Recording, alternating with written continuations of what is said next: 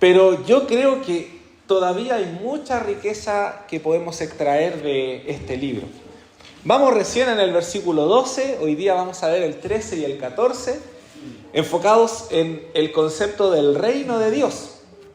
Y hay tesoros maravillosos que podemos extraer desde estos dos versículos.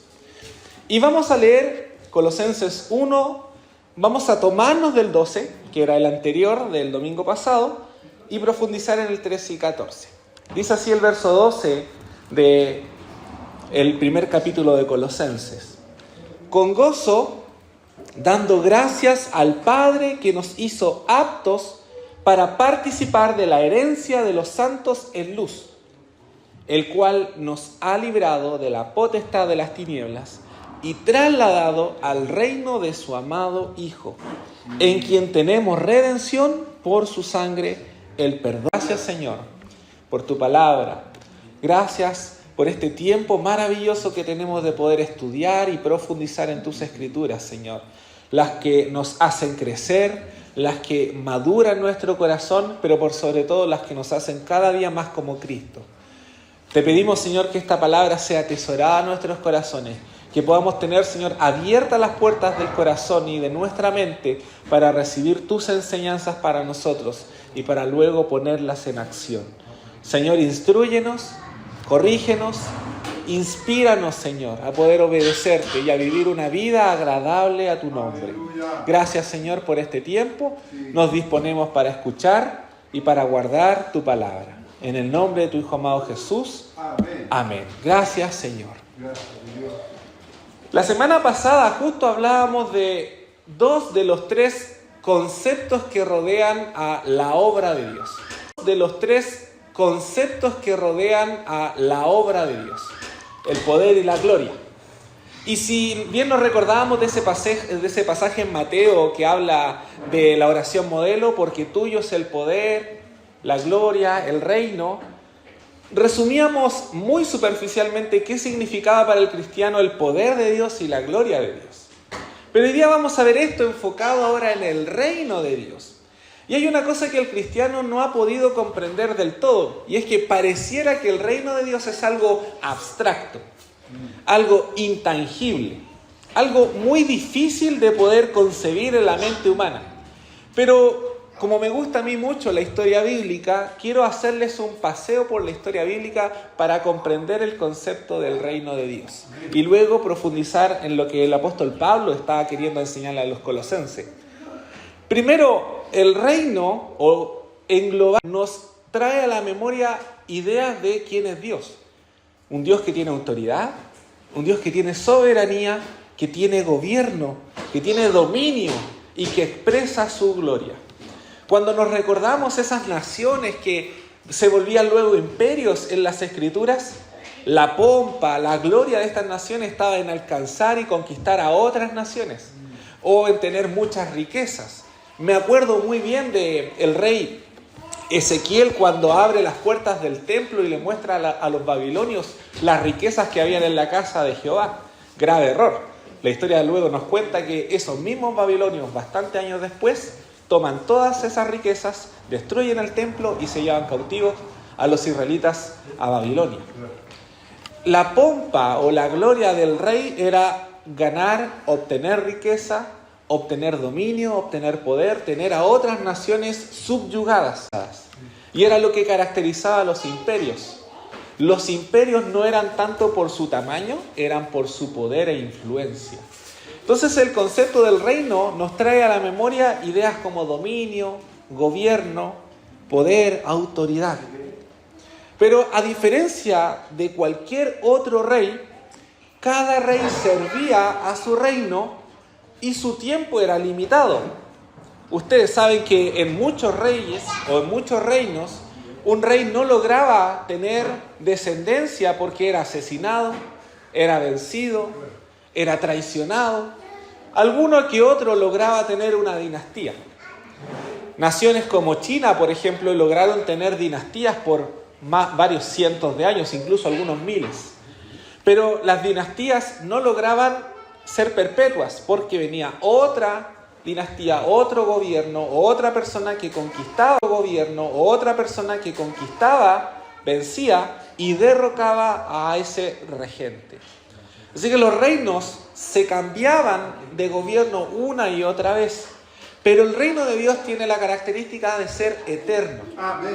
A este rey nadie lo saca, porque Él tiene dominio sobre todas las cosas. Ese es el caso de Cristo, que Él es un rey eterno. Y el reino sirve a los intereses del rey, y no el rey a los intereses del rey. Hoy día en nuestra cosmovisión política, el presidente de la República y su gobierno tienen que servir al país. Y si no nos gusta, lo cambiamos y ponemos a otro. Pero en el reino de Dios nadie lo saca. Porque el reino es creación de su rey. Y por eso quería iniciar de esta manera. Cuando vemos la creación allá en Génesis, en los últimos versículos se nos dice algo que es muy característico de los hebreos. Dios descansó de su obra luego de crear todas las cosas en 6 días. Al séptimo dice la Escritura que Él descansó. Ustedes sabrán cuál es la palabra en hebreo para descanso. Y es la palabra Shabbat. Lo interesante de la palabra Shabbat en hebreo, que no es descanso como reposo, o como alguien que se cansa y que tiene que volver a reanimar su energía. ¿Sabes qué? Lo interesante de la palabra Shabbat es alguien que termina su obra y toma su lugar. Ese es el significado real de Shabbat. En palabras mucho más sencillas, es el creador de todas las cosas que termina su obra maravillosa, ese es su reino, Él se sienta en su trono y disfruta de su creación. Luego eso va a tener sentido en los versos 15, 16 y 17 de Colosenses. Pero esto no lo repite solo Dios, lo repiten todos los reyes. Pero esto no lo repite solo Dios, lo repiten todos los reyes que crean templos a sus dioses. Y por eso hay un concepto en la cultura que se llama el descanso real. No sé si alguna vez lo escucharon.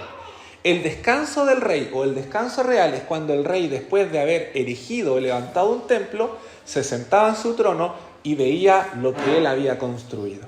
Así, de la misma manera, en el Shabbat, Dios se sienta en su trono, ve todo lo que ha creado y Él dice, esta es mi creación, este es mi reino. Gloria a Dios. Amén. El problema es que este reino en su gloria dura muy poco.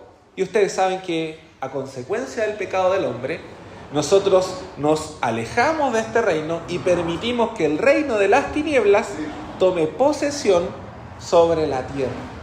Y hoy día quiero decirte, lamentablemente seguimos estando en este mundo bajo el dominio de las tinieblas. Las tinieblas no dominan nuestros corazones, porque Dios ha establecido su reino en nosotros. Aleluya. Pero quiero darte otra noticia. El reino de Dios en su gloria y majestad se va a establecer para siempre en la tierra. Amén. No solo en nuestros corazones, pero aún falta un poquito para eso. Sí. Ese es el panorama. Dios va a establecer completamente su reino. Pero cuando Cristo vino a la tierra, Él no dijo el reino está aquí. Él dijo el reino de los cielos se ha acercado. Porque la muestra del reino de Dios es Cristo. Amén. Y es por eso que el reino no se establece en el rey muestra el reino. Aleluya. Cristo nos muestra cómo es el reino de Dios. Y mientras Israel estaba esperando a un rey que viniera de esta forma como se había prometido, con autoridad, con poder, con dominio, con gloria, confundieron la manifestación de ese poder y de esa fuerza militar. Muchas veces le preguntaron al Señor, ¿y cuántos más tienes? ¿Con quiénes vienes? ¿Quiénes te apoyan? Inclusive los apóstoles estaban armados. Ellos hasta el último momento pensaron que el Señor iba a mostrar su faceta militar, iba a comenzar la revolución contra los romanos. No entendieron que este rey venía a mostrarnos este reino, pero no venía a manifestarlo todavía. Porque la libertad, la autoridad, el poder que Dios había manifestado no tenía que ver con un dominio humano o con un gobierno humano. Él tenía que traer libertad, desopresión, autoridad sobre las tinieblas. Y eso es lo que Él vino a derrotar. Jesús sí trajo libertad, sí exhibió su poder, sí mostró autoridad, sí manifestó su gloria, pero no en la forma que ellos esperaban. Pablo mismo define lo que es. Vamos a Romanos capítulo 14, verso 17.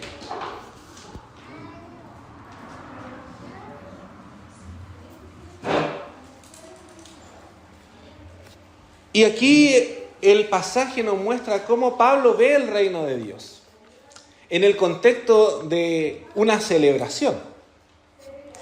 Y el verso 17 dice, porque el reino de Dios no es comida ni bebida, no es celebración, no es juerga, no es fiesta. El reino de Dios es justicia, es paz y gozo en el Espíritu Santo. Cuando recibimos el reino de Dios, cuando recibimos a Cristo, establecemos ese reino en nuestros corazones, pero aún no vemos el reino de Dios completamente cumplido. Y ya que pertenecemos al reino del Señor, podemos gozar de los beneficios de este reino. Y justamente por eso Pablo nos dice que tenemos gozo y podemos dar gracias al Padre que nos hizo aptos para participar de la herencia de los santos en luz. Esto es interesante. Porque si formamos parte de este reino, del cual no pertenecíamos, del cual no éramos parte, ahora Dios nos hace parte y nos permite disfrutar de los beneficios de este reino. Mira lo que dice Efesios capítulo 1, verso 11. De hecho, quiero decirte que Colosenses debe ser estudiado en paralelo con Efesios, porque cada uno de los pasajes que se leen en Efesios tienen un paralelo en el libro de Colosenses. Y el verso 11 de Efesios 1 dice, en Él, en Cristo, asimismo tuvimos herencia, habiendo sido predestinados conforme al propósito del que hace todas las cosas según el designio de su voluntad. La pregunta es, ¿cómo entonces podemos participar de la herencia de Dios? Y Pablo dice que podemos participar de esta herencia porque Cristo nos hizo aptos. Apto significa capaz. Apto quiere decir alguien que ha sido hecho adecuado para algo. ¿Alguna vez has visto este letrero que dice solo pueden entrar, por ejemplo, las personas que trabajan en este lugar? ¿O solamente está permitido personal técnico? Eso es un mensaje de que tú no estás apto para entrar en ese lugar. No perteneces ahí. Pero en cambio, Cristo nos hizo aptos por la obra de Jesús, por su propia obra, y nos permite entrar en este reino, y no solo entrar en él, sino que ser parte de él. Y es por eso que cuando hablamos de aptitud, vemos tres principios. Lo primero es que Dios nos ha capacitado para ser aptos para el reino de la luz. ¿Qué significa esto? ¿Qué significa ser capacitados o aptos? Efesios 2, 12 y 13 justamente lo aclara. El verso 12 dice, en aquel tiempo estabais sin Cristo. Aclaro de inmediato que los pasajes desde el 11 en adelante hablan de la diferencia entre el pueblo de Israel y la iglesia de Cristo actual, o los gentiles, los que estábamos fuera. La Biblia dice que de los dos hizo un solo pueblo. Y nosotros no éramos aptos para participar de ese reino. Pero mira lo que expresa Pablo. En aquel tiempo estabais sin Cristo, alejados de la ciudadanía de Israel y ajenos a los pactos de la promesa, sin esperanza y sin Dios en el mundo. ¿Cuántos de nosotros nos encontramos así en algún momento? Sin esperanza y sin Dios. Ustedes, que en otro tiempo estabais lejos, habéis sido hechos cercanos por la sangre de Cristo. Aleluya. Por Cristo, ahora Él te ha acercado a su reino y te ha hecho parte de Él. Él nos capacitó, nos dio identidad en Cristo. El segundo principio de ser aptos es que la operación de la gracia en esta capacitación consiste en adoptarnos como hijos. Y hay algo a mí que me encanta del derecho romano. De hecho, la legislación chilena se basa en el derecho romano. Aquellos que son abogados y que forman parte del Parlamento, en su mayoría abogados, tuvieron que estudiar derecho romano en la universidad para poder legislar. Y lo interesante del derecho romano es que dentro de esta gran cláusula de la ley estaba definido que un hombre con ciudadanía romana podía adoptar o tenía el derecho de adoptar a un hijo. La hermana podía adoptar o tenía el derecho de adoptar a un hijo a su conveniencia. Pero lo interesante no está en la adopción, sino que en los beneficios de la adopción. Primero, el adoptado era reconocido como igual frente a cualquier hijo biológico.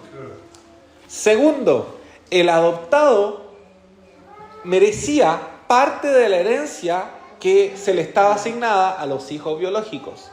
Pero tercero y más importante, y esto me maravilla, un padre podía desheredar a un hijo biológico, pero jamás podía desheredar a un hijo adoptado. Gloria a Dios. ¿Te das cuenta de la gracia de Dios? Sí. Aleluya. Israel fue desechado por un tiempo, pero su pueblo amado, nosotros los gentiles que formamos parte de la iglesia de Cristo, no podemos ser desechados. Aleluya. Porque una vez que Él nos... La imagen que tiene Pablo para hablar de la adopción. Justamente por la adopción Dios capacita al cristiano para disfrutar de la herencia que es suya como hijos de Dios. Gálatas capítulo 4, verso 4 al 7, justamente aclara qué significa la adopción del Señor.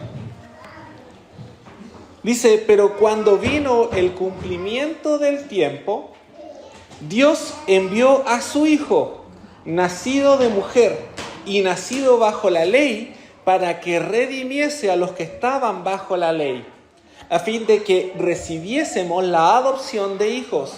Y por cuanto sois hijos, Dios envió a vuestros corazones el Espíritu de su Hijo, el cual clama, Abba, Padre.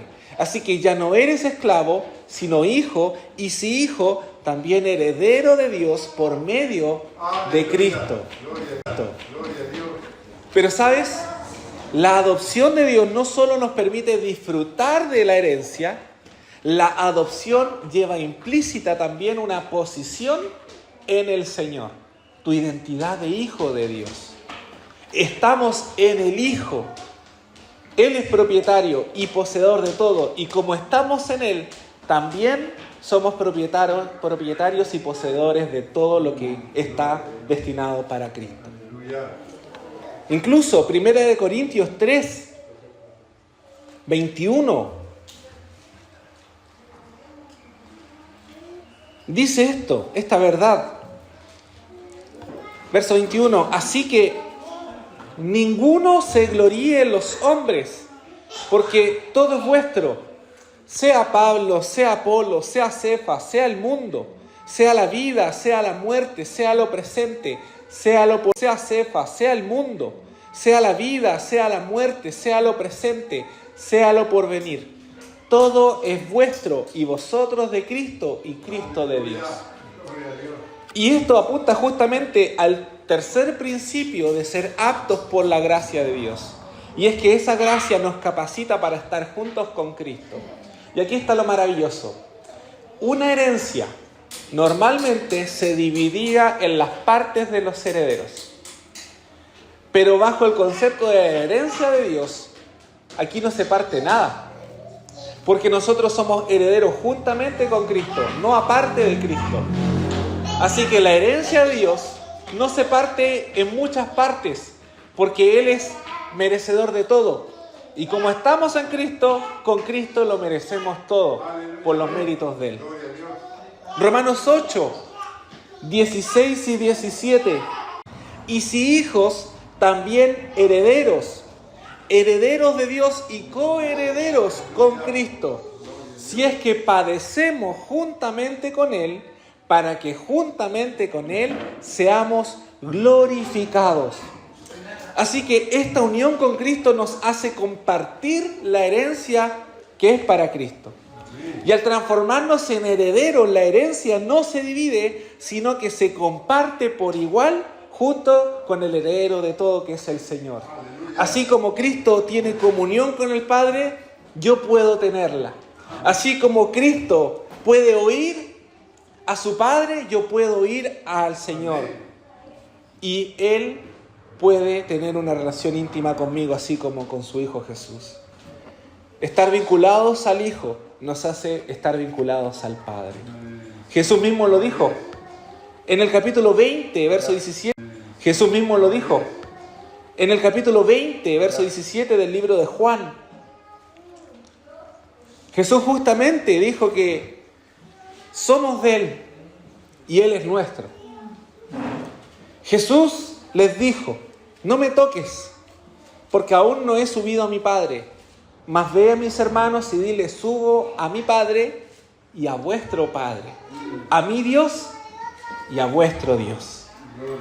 Aquel que es Padre eterno del Hijo eterno, es Padre personal tuyo y mío por la gracia del Hijo. Así que la palabra, justamente herencia, tiene que ver con una acción de gracia. En griego la palabra herencia es kleros y es la definición misma de la gracia de Dios. La herencia no se adquiere, se recibe como un don. Es todo lo que el creyente recibe por Cristo. Es todo lo que el creyente recibe por Cristo para salvación. Ahora, entendiendo un poco de reino y un poco de herencia, ahora sí profundicemos en los versos 13 y 14 de este pasaje de Colosenses. Vuelvo a leer estos versículos. Colosenses 1, 13 y 14 dice, el cual nos ha librado de la potestad de las tinieblas y nos ha trasladado al reino de su amado Hijo, en quien tenemos redención por su sangre, el perdón de pecados. Suena bonito, pero si profundizamos en él hay una verdad fundamental de la obra redentora de Cristo. Y el centro de este pasaje está en ser trasladados o transferidos. La palabra trasladado en el griego significa metistemi. Y es la misma palabra que describe cuando historias hay muchas en la Biblia. Imperios que vencían a Israel o que vencían a otras naciones y les tomaban y les llevaban cautivos a su nación para ser esclavizados. La verdad es que el castigo de Dios a Judá puntualmente por obra de los babilonios no fue tan cruel. Si bien es cierto, la destrucción de Jerusalén fue muy grande, ellos no se transformaron en esclavos allá, ellos prosperaron allá. Dios los bendijo, Dios los protegió.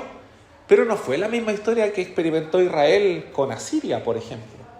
Los asirios fueron muy crueles y lo he contado en varias ocasiones, especialmente con los jóvenes que hemos visto este contexto. Los asirios mutilaban a sus conquistados.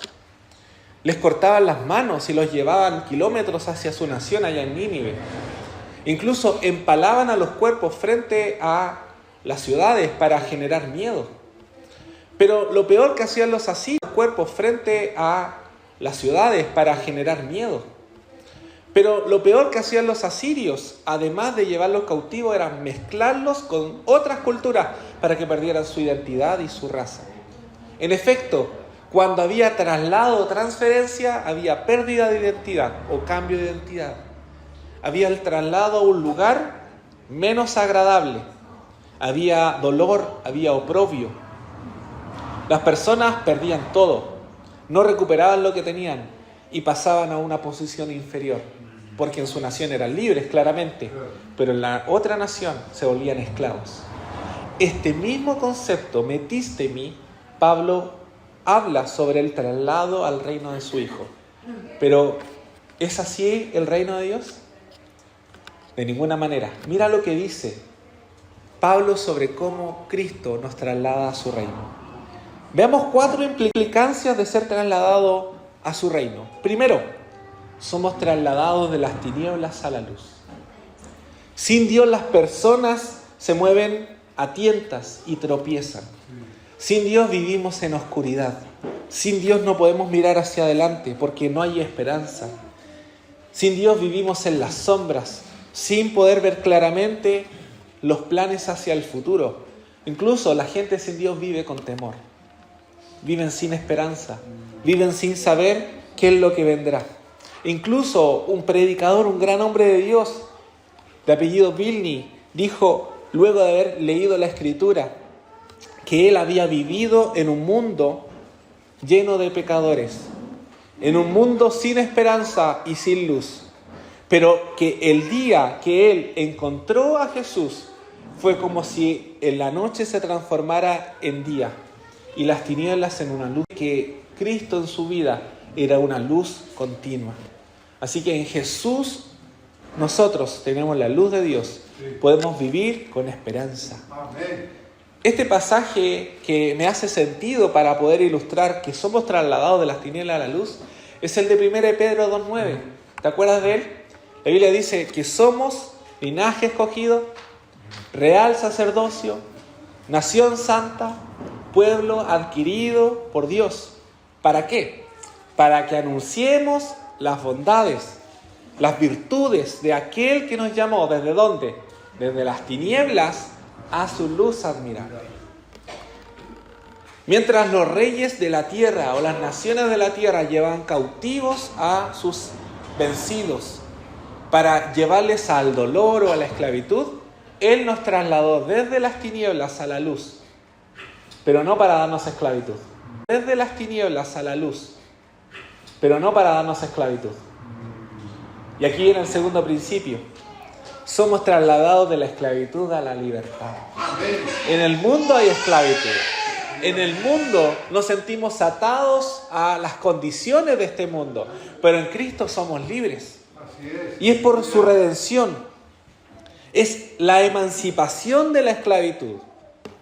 Esos hombres que eran trasladados de sus naciones a las naciones extranjeras, de inmediato eran hechos esclavos. Y peor aún, eran vendidos. Y al ser vendidos, ellos perdían su identidad como persona y pasaban a ser una cosa. Y bajo esas normas, las personas podían ser asesinadas sin ningún juicio, porque era una cosa, no una persona la que estaba en cuestión. Pero en el reino de Dios, quienes estábamos en la esclavitud del mundo, fuimos trasladados al Espíritu. Justamente eso es lo que Dios nos propone. Romanos 6:12. Justamente este capítulo 6 habla del pecado, de la esclavitud, pero también de la libertad. Y el verso 12 del capítulo 6 dice: no reine, qué interesante palabra, estamos hablando justo del reino, no gobierne, no tenga autoridad, no haga dominio en ustedes el pecado sobre su cuerpo mortal, de modo que lo obedezcáis en sus concupiscencias. ¿Y por qué no dice aquí, sabes, lucha contra esto, sabes, no vas a vencer, pero y tienes que intentarlo? Dice no reine, que significa dale oposición, significa tú tienes el control por la obra de Cristo, porque ya no tiene dominio sobre nosotros, así que es nuestra decisión si reina o no reina. Pablo les dice a los romanos, no reine, no permitan que tome autoridad, porque Él ya los hizo libres. No reine el pecado en vuestro cuerpo. Pero el verso 17 de este mismo capítulo 6 dice, pero denle gracias a Dios, que aunque ustedes eran esclavos del pecado, habéis obedecido de corazón a aquella forma de doctrina a la cual fuisteis entregados y, libertados del pecado, vinisteis a ser siervos de la justicia. Él ya no nos hace esclavos porque nos liberó de la esclavitud. En Cristo somos siervos, servimos a nuestro Rey. Así que por la obra de Cristo el creyente es rescatado, es salvado y es liberado. El tercer atributo de ser trasladados es que somos trasladados de la condenación al perdón. Justamente lo dice el verso 14. Dice, en quien tenemos redención por su sangre, el perdón de nuestros pecados. El hombre en su pecado no merece más que la condenación de Dios. Con pecado estamos lejos de Dios y lejos del perdón. Pero mediante la obra de Jesucristo podemos descubrir el amor y el perdón de Dios. Ya no somos criminales condenados ante un tribunal, sino que nos volvemos hijos amados y perdonamos por la obra de Dios. Amén. Mira lo que dice Romanos capítulo 8, versos 1 y 2. Y los pasajes los conocemos muy bien, pero es bueno recordarlo. Dice, ahora pues ninguna condenación hay para los que están en Cristo Jesús. Los que no andan conforme a la carne, sino que conforme al Espíritu. Porque la ley del Espíritu de vida en Cristo Jesús me ha librado de la ley del pecado y de la muerte. Por la obra de Cristo tenemos muerte. Por la obra de Cristo tenemos perdón. Sí, amén. Esas personas que eran trasladadas de un lugar a otro por estos reinos conquistadores, no tan solo ponían esclavitud sobre sus hombros, sino que estas personas perdían valor. Estas personas perdían su identidad. Estas personas dejaban de recordar a su nación, porque pasaban las generaciones y perdían esta identidad que los amarraba a su cultura naciente. Inclusive muchos israelitas, muchos judíos que fueron llevados a Babilonia perdieron su identidad y no regresaron. De hecho, los que regresaron luego a Jerusalén fueron los menos, no los más. Porque eso era lo que hacían las naciones conquistadoras, borraban la identidad. En el mundo tenemos una identidad de pecado, una identidad sin esperanza, pero el Señor quita ese pecado, quita la condenación y cambia nuestra identidad en Él. Así que podemos tener paz en la palabra. No hay condenación para los que están en Cristo Jesús. Y cuarto, somos trasladados del poder de Satanás al poder de Dios. Por medio de Jesucristo, el hombre es liberado de las garras de Satanás y es admitido como un ciudadano del reino de Dios. De la misma manera que un conquistador terrenal trasladaba a los habitantes de la tierra, a los que había conquistado, a su propia nación, el amor triunfante de Dios nos traslada al reino de Dios y a su gloria. Mira lo que le dice el apóstol Pablo en su última defensa a Agripa. Dice el verso 26 de Hechos, el capítulo 26, verso 18. Para que abra sus ojos, para que se conviertan de las tinieblas a la luz y de la potestad de Satanás, por la fe que es en mí, perdón de pecados y herencia entre los santificados. Este versículo resume muy bien lo que Pablo le habla a los colosenses. Así que por la obra de Cristo hemos sido trasladados a un reino que nos hace bien, a un reino que nos da libertad, a un reino que cambia nuestra identidad en una identidad maravillosa, porque ser hijo de Dios es nuestro mejor título. Eso significa ser trasladados. Entonces Pablo lo que hace en resumen es hacerles entender a dónde pertenecen. No dejemos de olvidar el contexto. Él está luchando contra las ideas heréticas de los gnósticos que están diciendo, oigan, ustedes para alcanzar a Dios tienen que alcanzar un nivel superior, tienen que hacer un montón de cosas. Los judaizantes les decían, oigan, ustedes se tienen que circuncidar, ustedes tienen que cambiar la forma en que visten, ustedes tienen que cambiar la forma en que comen. Quiero decirte que la libertad está en Jesús. Amén. En que visten, ustedes tienen que cambiar la forma en que comen. Quiero decirte que la libertad está en Jesús. Amén. No en cómo te vistas, no en lo que comas. Sí. Dios sí transforma las vidas. Dios ordena nuestra vida. Pero no quiero decirte que hay condiciones para llegar a Cristo. Porque Él cumplió con todas las condiciones y ahora tú tienes libertad en Él. No hay condenación para los que están en Cristo Jesús. Tenemos libertad en el amado. Cierra tus ojos. Amado Padre Celestial, qué maravilloso es tu reino. Y qué recompensa más grande el ser trasladados al reino de tu Hijo. Esto significa para nuestras vidas libertad, ya no más condenación, ya no más dominio de Satanás sobre nosotros. Podemos, Señor, tener una nueva identidad en Cristo. Y todo esto es posible por la obra de Jesús. Nos haces aceptos y esto nos vuelve hijos de Dios, sin merecerlo. Nosotros no buscamos al Padre, el Padre nos buscó a nosotros. Nos adoptó como propios y ahora nada nos puede separar de la gracia del Padre. Nada nos puede quitar la herencia que tenemos a través de Cristo. Y no hay una parte para nosotros, sino que todo lo que tú tienes para tu Hijo Jesús lo tienes para nosotros, porque estamos en Cristo. Gracias, Señor, por esta maravillosa herencia, la que no son riquezas en esta tierra, la que no es bienestar, es esperanza y salvación. Y no necesitamos nada más que eso, Señor. Eso es todo lo que nuestros corazones necesitan. Gracias, Dios. Y porque en tu gracia y misericordia tú provees todo lo demás. Gracias, Dios, porque te podemos llamar papito. Porque podemos decir con nuestros propios labios que tú eres nuestro amado Padre. En ti, Señor, tenemos un hogar. En ti tenemos una familia eterna. Gracias por pertenecer a este maravilloso reino, por los méritos de Cristo. Te adoramos, Padre Celestial. Te bendecimos, Señor. En el nombre de tu Hijo